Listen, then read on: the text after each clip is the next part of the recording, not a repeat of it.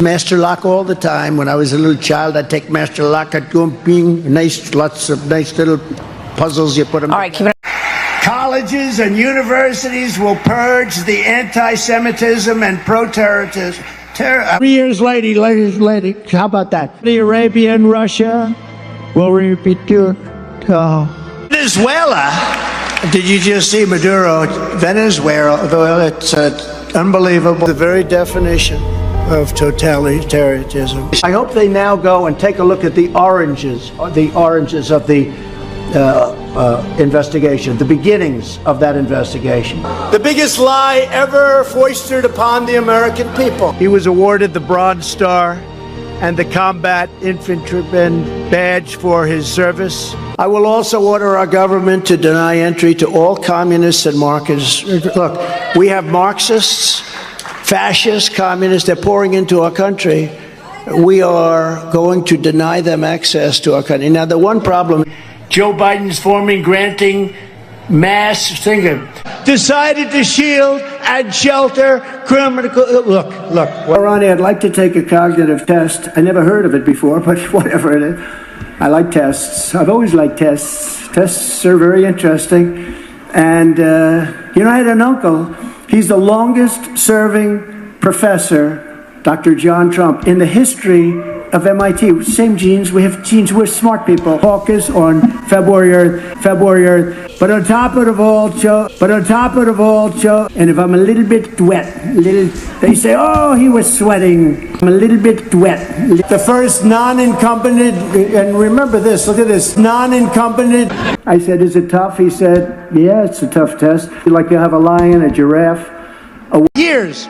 Keep the oil. Don't let them have the oil. 3 years later, how about that? We want everything to be run by wind.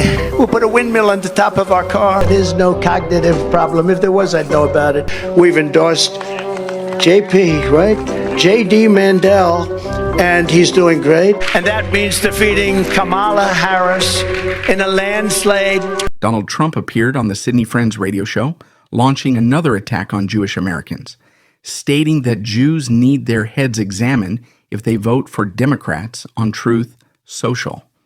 He also claimed that Jewish voters are leaving the Democratic Party. During the show, Trump said any Jewish person that voted for her or him or whoever it's going to be, I assume it's going to be her. Anybody that did that should have their head examined. If you love Israel, or if you're Jewish, because a lot of Jewish people do not like Israel, and they happen to be in New York, you know that. But if you are Jewish, regardless of Israel, if you're Jewish, if you vote for a Democrat, you're a fool, an absolute fool. According to Trump, 77% or 85% of Jews are fools for voting Democratic, dismissing a significant portion of Jewish Americans who traditionally support the Democratic Party. He also falsely claimed that Jews are abandoning the Democratic Party, a statement with no supporting evidence. Trump has repeated these claims in the past, aiming to undermine Democratic support among Jewish voters. JD.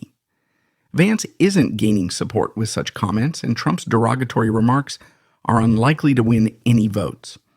Historically, Jewish Americans have been a reliably Democratic voting bloc, and Trump's rhetoric does little to change that. Trump also reminisced about the past strength of the Israeli lobby in Washington, noting how it has changed over time, implying that Republicans are now the primary supporters of Israel. However, his divisive comments alienate many Jewish voters. When discussing how Republicans should approach campaigning against Kamala Harris, Trump's tactics appear outdated and ineffective. The focus on disparaging remarks about Jewish voters is unlikely to resonate positively with the broader electorate.